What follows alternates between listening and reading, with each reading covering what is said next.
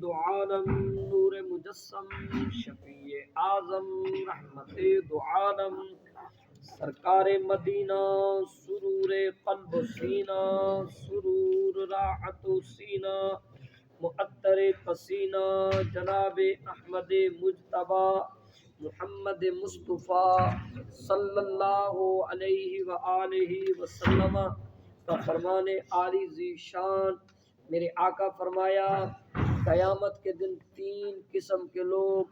اللہ پاک کے عرش عظیم کے سائے کے نیچے ہوں گے۔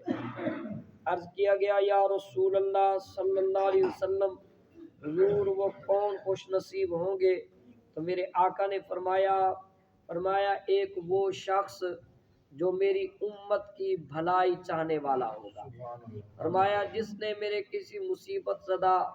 پریشان حال امتی کی پریشانی کو دور کرنے کا وہ جو سبب بنے گا،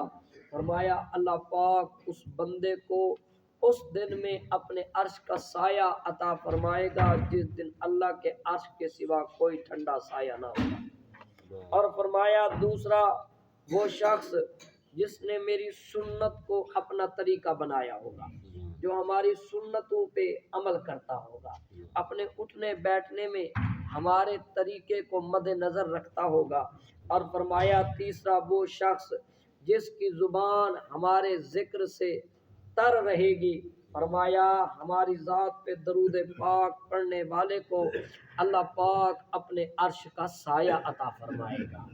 یقیناً میرے پیارے آقا صلی اللہ علیہ وسلم کی پیاری ذات اقدس پر درود پاک بھیجنے کے دنیا و آخرت میں بے حد و بے شمار فضائل ہیں۔ حصول برکت کے لیے محبت اور ذوق کے ساتھ مجد اور شوق کے ساتھ میرے سارے بھائی مل کے پڑھ دیجئے اللہم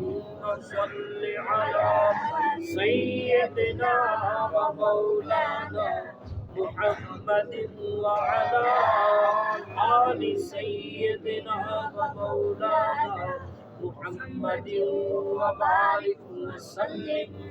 صلی علیہ